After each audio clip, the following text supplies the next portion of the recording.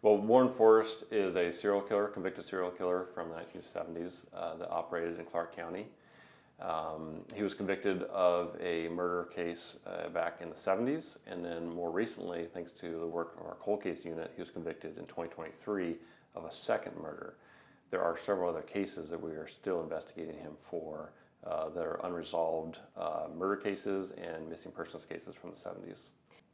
Tell me a little bit about what he was known for, what he was known to do, and how you kind of tied all of his victims together. Well, we do know he had a certain modus operandi that he used. His victim selection was similar in many of the cases, in the presumed cases. If I didn't know who Warren Forrest was, like, how would you describe him to someone? Or, you know, did he have like a pattern in how he treated his victims? Yeah, in some of the cases when we know how he interacted with the victims, he came off as very friendly, charming personality, usually kind of hitting on attractive young females was kind of his MO, yeah. And when we say young females, are we talking like teenagers? Are we talking women in their 20s? We were talking teenage females, sometimes young adults, sometimes pre-18. And this was all happening in Clark County, correct? Yes. So do we know where he would meet his victims, where he would find his victims, or anything like that? Well, we know some of the victims he just met along the roadside through hitchhiking. Other victims, you know, we can only guess how he came upon them, but he may have seen them in neighborhoods or seen them around and interacted with them somehow. In trying to piece together, you know, the Warren Forrest case, you said that he's already convicted of 2 life sentences, but you guys believe there might be other cases he was involved in, right? Yeah, we were really thankful to get that conviction in 2023. When he was only convicted of 1 case, he would regularly come up for parole opportunities. And here at the Sheriff's Office, we highly suspected him of several other cases, and the last thing we wanted was him to get out and walk free with these unresolved cases out here. So there was a large effort with the Sheriff's Office, the cold case team, the prosecutor's office to get him charged and convicted, which he was in 2023. He's now serving multiple life sentences. There's 0 chance of him getting out at this point. But now our focus turns towards resolution for family members. And we can't bring closure, but we can maybe bring some sort of answers. There's still a lot of family members out there that are hurting, wanting to know what happened to their loved ones. And so that's what our cold case team is working for now, is just trying to have some sort of resolution. We know that Warren Forrest is not going to live forever, and we want to give him every opportunity there is to provide us with some answers or resolution while there's still time. And what makes you think Warren Forrest is involved in these other cases? In general, there's the MO similarities. There's some circumstantial evidence that would link him to some of these cases. Others are less concrete and are more just based on timeline, location, similarities. When we look at these several women that still don't have an end result of what happened to them, do we have all of their bodies? Are some of them still missing? Well, 2 in particular are still unaccounted for, and they're listed missing persons cases with the Sheriff's Office. And that's one of our priorities, our cold cases. They're out there somewhere. Presumably they're dead out in the woods somewhere, maybe buried, maybe not. But if we can find some sort of physical evidence that would help close those cases, that would be a huge leap forward for us, yeah. What would you need from the public? Because I know even rather recently you even had a tip in a case relating to a young woman named Jamie. That's correct. We're always looking for people that knew Warren Forrest or that knew some of the victims or that are familiar with the scene locations and have additional information. We're always looking for people to come forward and talk to our cold case investigators. Surprisingly, we can still make progress even after all these years. And there was a witness that had never been talked to by law enforcement until last year. And there had been efforts made over the years to locate and contact him. But it was not until last year, with the help of the public giving us tips, we were able to locate him, conduct an interview with him, and that led us to plan additional searching for Jamie Grissom. Can you share any more information, about that tip and, what was so substantial about it? Well, we had heard rumors, but it's always been third or fourth hand information that we've gotten about this tip, about seeing a female in the woods, either scream for help or tied to a tree or something along those lines in the early 70s. But that was never corroborated by a direct source. And like I said, we never contacted that witness directly until last year. So being able to contact that witness directly and hear directly from their mouths, and then having that kind of map some circumstantial information that we know about the area and the scene makes us hopeful that this is legitimate information that we can follow up on and is worth pursuing additional searching based on that information. So where does the case stand right now for Jamie Grissom? Well, she's still active missing persons case. We are currently in the works for planning additional searching in the Dole Valley area based on the new information that we have. We were trying to get that done in December before winter moved in. We unfortunately could not accomplish that. So we are now, because of the weather unpredictability up there, we're probably going to have to wait till springtime to conduct additional searching.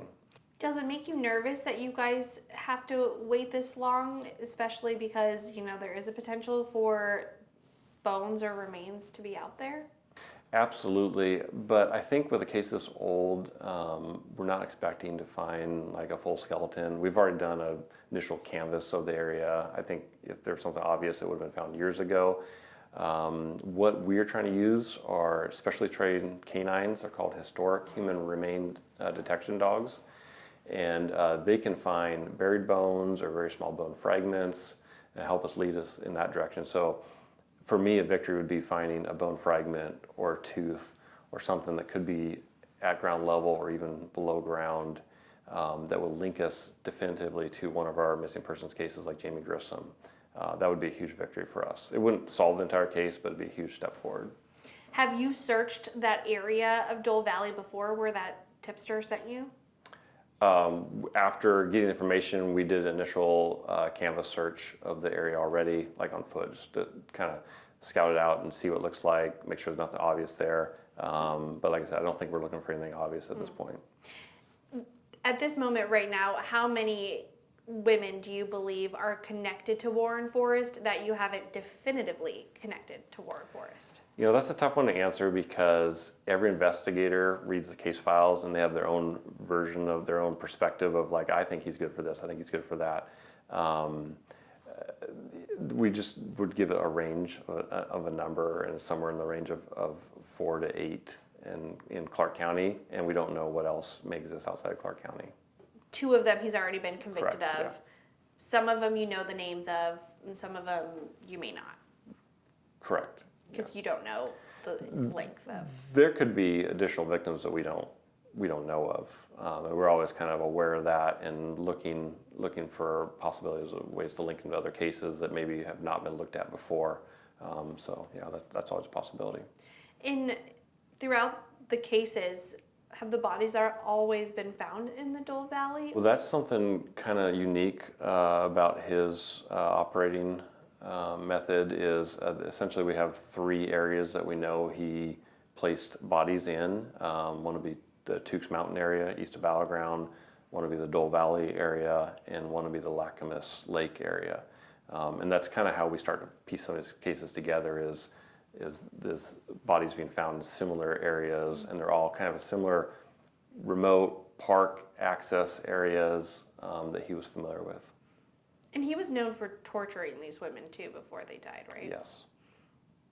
As a detective, how do you work on a case like this when it surely is so mentally tolling? Yeah, I think it's difficult when you're dealing with like the most heinous people on society, but you have to kind of compartmentalize what you're doing and what your job is, and your job is a little bit more scientific, a little bit more procedural. I understand for family members, just reviewing a report would be so painful to even think about what loved one went through, and it is painful for us to look at that. But we have a more procedural way to look at it and try and accomplish the goal that we're set after. And why is it beneficial for you guys to talk to the media, especially when a lot of this does weigh on Warren Forrest maybe admitting to some of these crimes? Yeah, I think it's important that the community knows that we've not given up on these older cases, even though they're from decades ago. But they're still important cases. The Sheriff's Office, we still have a dedicated team working on them.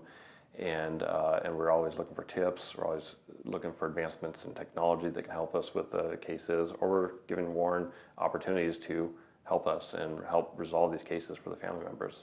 Have those conversations with Warren been successful? We have continued to have conversations with him.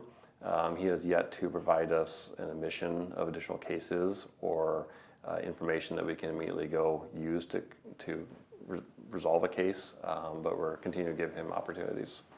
Is there anything in your file or anything that you can share about the Jamie Grissom case, or like any details or anything that stands out, especially because we are going to talk to her sister?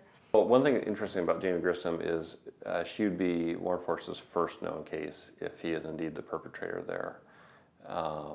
What connects Jamie to Warren Forrest is her ID being found in the Dole Valley area, which I mentioned is a known by a dumping site for him later on.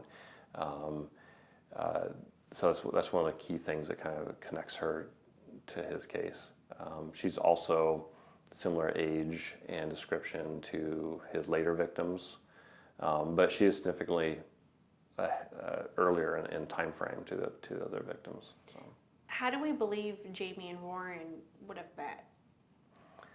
Well, they both, Jamie lived in a neighborhood not far from where Warren Forrest lived at the time, so it was believed they could have crossed paths in Vancouver. How old was she at the time she died? She was 16. The tip that you guys got in, was it true that, the person who had seen Jamie and I don't know if you can get into all of that. Yeah, I do want to clarify, because it is alarming when you hear the tip about someone seeing someone tied to a tree and pleading for help or whatever may have happened, and you think, how could someone not intervene or do something? The witness we talked to did see a girl, but described a deceased body, and did make attempts to report it at the time. He did? Yes. Not to authorities, but to other people, yeah. So this person had gone around to people that they knew and said, oh, I think there was a body in the woods, kind of thing? Yes. I'll just say, I don't want to go into too many yeah. details, but I will just say that he didn't keep it to himself. He did make attempts to inform others, but it obviously never made it to law enforcement as far as we know. Is there a myth or a misconception when it comes to the Warren Forrest case or Jamie Grissom's case that you're like, I want to clear this up, or I wish people knew or understood this? For the last several years, we've been researching how best to re-examine hairs that were found in Warren Forrest's van from the 70s, and we do still retain those hairs and evidence. They're kind of limited DNA use because they don't have DNA root on them, which makes them, so our state crime lab has limited the capabilities they can do with it. So we have been pursuing and researching different options. Some involve private labs and genetic genealogy, but we are now looking towards working with the FBI, who has advanced capabilities, and so they have agreed to help us with the case, and we will be sending at least some hairs to them for examination. One of the big hopes there is to connect him to with physical evidence that would further help us with a connection to Carol Valenzuela. Carol Valenzuela was found in the Dole Valley area approximately 100 feet from Martha Morrison. Martha Morrison is the victim he was convicted of 2023. We feel very strongly that Carol Valenzuela was also a victim of his. They were found near a similar time frame and very close to each other in a very remote area in Dole Valley.